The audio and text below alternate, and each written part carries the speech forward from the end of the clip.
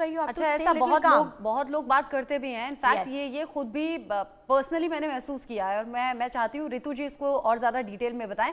अच्छा विष्णुप्रिया, आगे मैं आपसे पूछूंगी किस नंबर के लिए अच्छा रहेगा, किस नंबर के लिए ज़्यादा अच्छा रहेगा या ज़्यादा बुरा रहेगा, वो आप आगे बताइएगा। लेकिन रितु जी, जब ग्रहण होता है, क्योंकि अब तो कुछ टाइम बाद ग्रहण शुरू भी हो जाएगा, अभी तो हम चाय कॉफ़ी पी भी रहे हैं, क्या ग्रहण के दौरान कुछ खाना पीना नहीं होता है? क्या करना होता है, क्या नहीं करना होता है?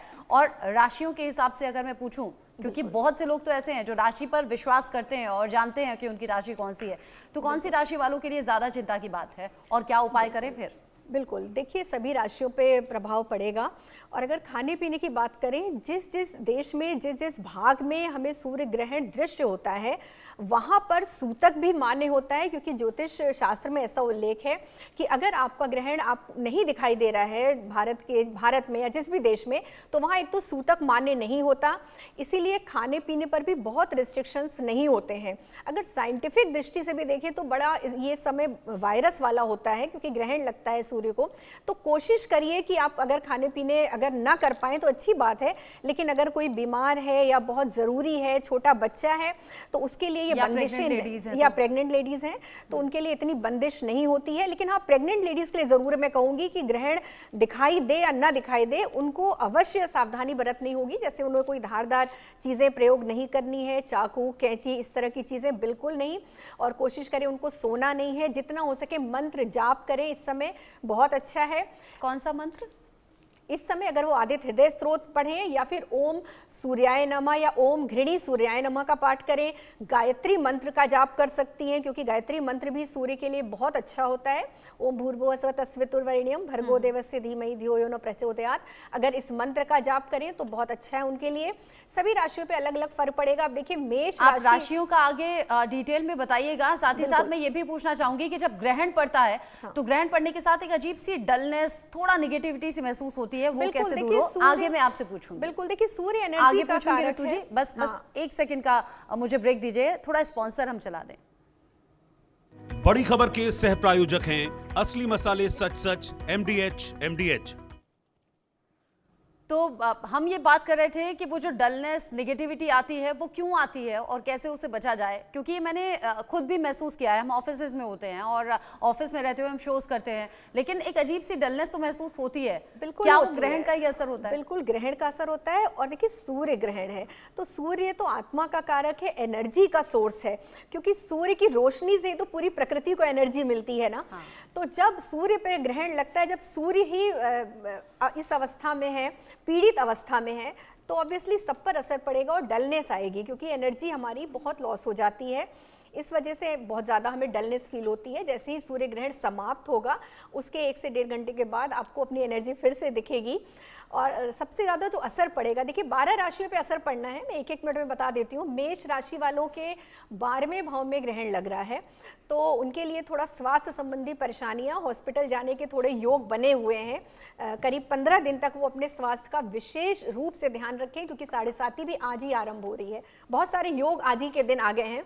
वृष राशि वालों के लिए ग्रहण बहुत अच्छा होने वाला है, क्योंकि उनके 11वें भाव में ट्रांजिट भी हो रहा है शनि का, और साथ ही साथ शुक्र, उच्च के शुक्र बैठे हुए हैं, तो उन्हें कहीं ना कहीं से धन लाभ होने वाला है अगर वो ग्रहण के बाद दूध का दान करें।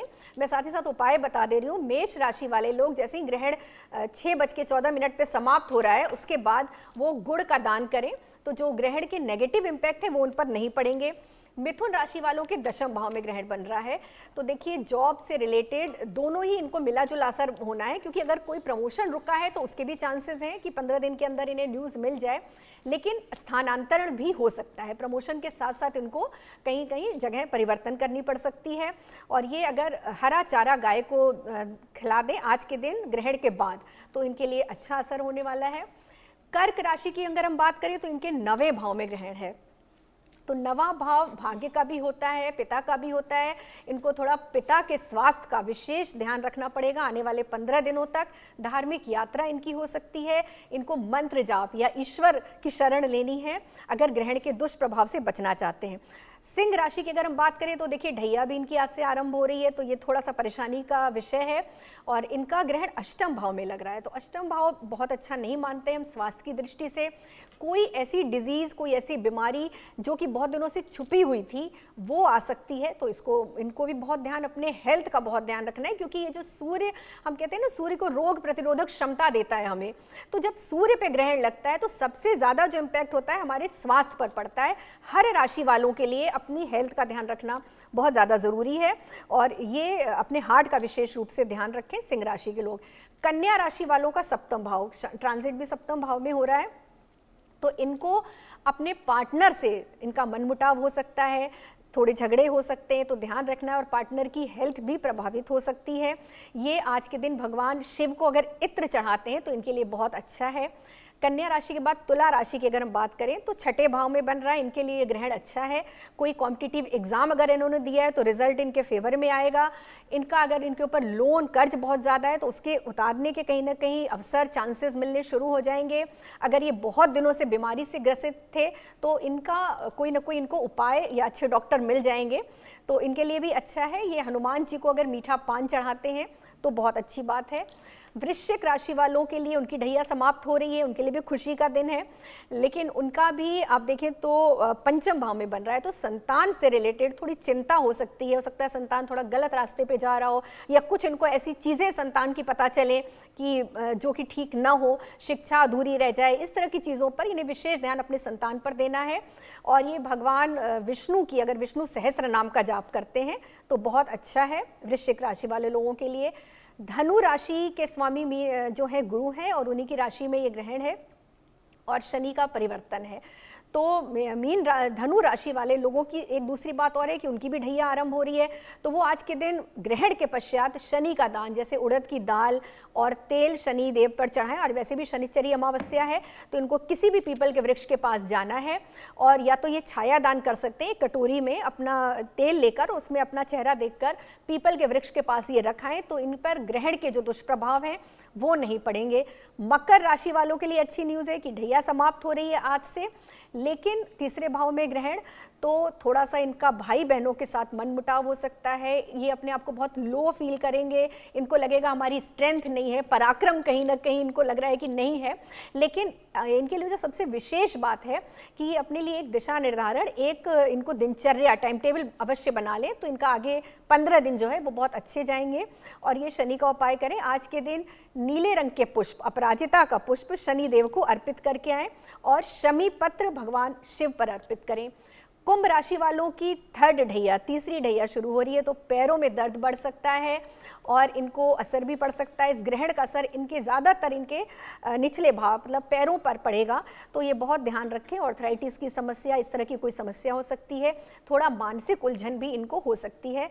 भगवान शिव को ये आज सरसों का तेल अर्पित कर सकते हैं, उससे भी अच्छा है। और ये ग्रहण के बाद शनि की चीज़ों का दान करें, वो भी इनके लिए बहुत अच्छा है, जिसमें तेल है, उड़द की दाल है, काला कपड़ा है, ये दान कर सकते हैं। मीन राशि की अगर हम बात करें तो भाई आपकी राशि में ही ग्रहण है, आपकी राशि में शनि का परिवर्तन है, तो आपको बहुत ध्यान रखना है, लेकिन डरने की आवश्यकता नहीं है, क्योंकि 6 के 6 आपके राशि में हैं ग्रह, लेकिन उसमें कुछ पॉजिटिव भी हैं, क्योंकि शुक्र का उच्च है, तो कहीं से बहुत विशेष धन लाभ, कहा जाए तो लॉटरी लगने वाली है आपकी। आने वाले 1 महीने में आप ये नोट कर लीजिए, कहीं ना कहीं से आपको बहुत अच्छा धन लाभ होने वाला है। थोड़ा सा आपको स्वास्थ्य का अपने ध्यान रखना है, करियर में भी आपको नए अवसर मिलने वाले हैं। बुध नीच का आपकी राशि में बैठा है, तो थोड़ा सा निर्णय सोच समझ के आपको लेना है। किसी भी लीगल पेपर पे साइन करने से पहले आपको बहुत सोचना है। किसी और के झगड़े में, कहते हैं ना गारंटर, वो आपको बिल्कुल नहीं बनना है, ये बिल्कुल विशेष ध्यान रखिए। और आपके लिए सब कुछ अच्छा है। आप महामंत्र का जाप कीजिए, हरे कृष्ण कृष्ण कृष्ण हरे हरे, हरे राम राम राम हरे हरे। आप ये करके देखिए, कोई भी जो मीन राशि को लेकर इतना डरावना माहौल बना हुआ है, ऐसा कुछ भी नहीं है। मुझे तो ऐसा लगता है कि हर राशि की डिटेल जो आपने बता दी है कि क्या करना है, क्या नहीं करना है, क्या दान करना है, तो हर राशि वाले अब निश्चिंत जरूर हो गए होंगे, उन्हें पता लग गया होगा कि क्या करना है। डॉक्टर पारुल, ये तो रही राशि की बात, न्यूमरोलॉजिस्ट के जरिए यानी कि विष्णुप्रिया ने नंबर्स का खेल बता दिया। अब जरा ये बताइए, इससे पहले हम पॉलिटिक्स की बात कर रहे थे, लेकिन वो आम लोग जो नौकरी करते हैं, वो आम लोग जो कि व्यापार करते हैं, नौकरी और व्यापार पर असर क्या होगा? एक वीडियो में ये भी देख रही थी कि 2025 में रिकॉर्ड तोड़ डिवोर्स भी होने वाले हैं, रिश्तों पर असर होगा, तो क्या ये ग्रहण से कनेक्टेड है क्या सब कुछ? जी बिल्कुल, ग्रहण से तो कुछ भी रिलेटेड नहीं है, मेनली तो आपके ग्रह ही हैं जो कि शनि ने परिवर्तन करा है, उसी की वजह से ये डिवोर्स की खबरें आ रही हैं। जैसे ये भी बताया कि जिसकी साढ़े सती या फिर ढैया